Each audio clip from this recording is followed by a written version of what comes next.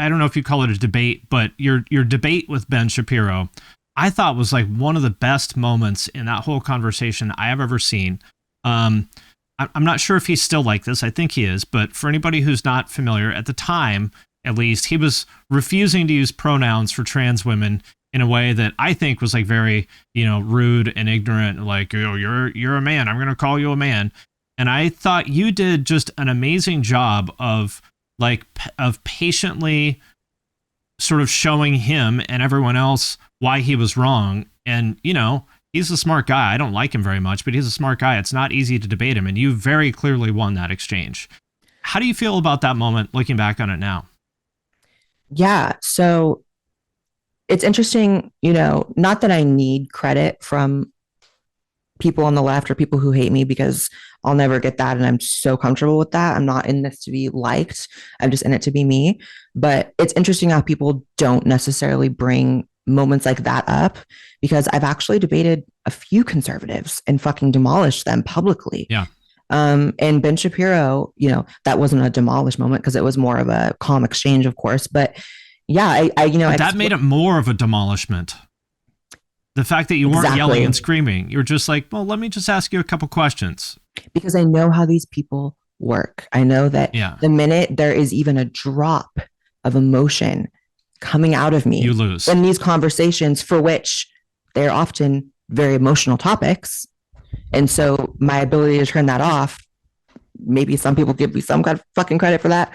But I know how they work. I know how you have to communicate to them. And I told him, pronouns aren't just this fucking cringe political battleground that everyone, including yourself, are trying to make it. There's also a utilitarian aspect to it. Yeah. There's also it actually makes less sense to force yourself to say he for any human being who doesn't look that way. And there was the moment you were like, I think if you walked into a restaurant and were trying to point me out, would you say that's him over there? Obviously not.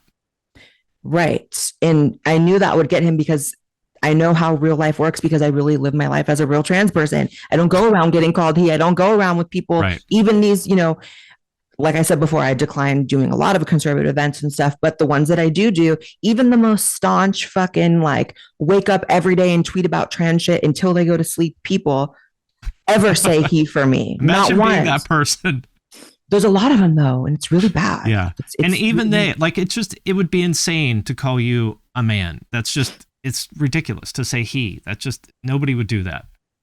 Right. And, I have no issue with talking about biology, with any of that shit. I am biologically male. That is the fucking point of being a trans woman. Right. That's why we have a different word for it. If I wasn't biologically male, I wouldn't be trans. I wouldn't be a trans woman.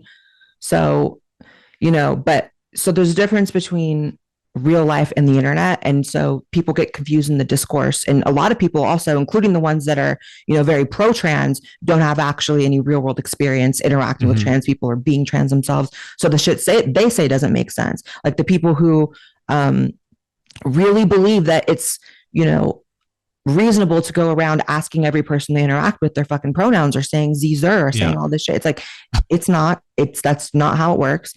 To me, it was like the Ben Shapiro moment. I don't remember if I made this comparison in the video, but Blaire today would have totally made this comparison. It's kind of like an adopted parent. So if you know that this child has a set of parents who adopted them, they're not biologically linked. Biologically speaking, they cannot be classified as parents. Right. Are you really going to be the dick who bends down to the kid and was like, you should really stop calling your parents because biologically they're not parents? It's like, you can be correct in that.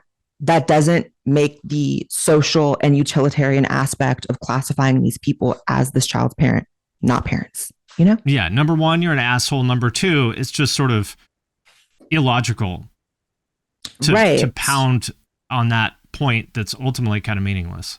And I mean, it goes both ways, because there are plenty of trans people that do make it hard to use their pronouns correctly. It's like, there really are. And this is where I see both sides of everything. I think of this TikTok I reacted to with this trans woman, and it's just a bearded man, bald, yelling outside of a woman's bathroom about how he's not being let in. And it's like screaming about how he wants to be called she. And it's like, that's not how that works either. Right. There is a give and take. There is this aspect of like, if I'm going to move to China, I'm going to make some sort of attempt to learn Chinese, to speak it, to integrate myself somewhat into their culture. The same way that if I want to be a trans woman, I'm going to make the physical effort and then also the social effort to be seen that way. And then in return, society will react, hopefully, in the way that I wish. And it does for me. And I wish that for every genuine trans person. But the people with unrealistic expectations in the trans community of how they're supposed to be treated are also an issue, because that feeds into the right. Like you're giving them these fucking clips of these psychopaths, and then you defend the psychopaths. But then Blaire White's the devil, and it's like, no, the man outside the woman's bathroom calling women cunts for not being allowed in the bathroom does way more damage than I could ever do.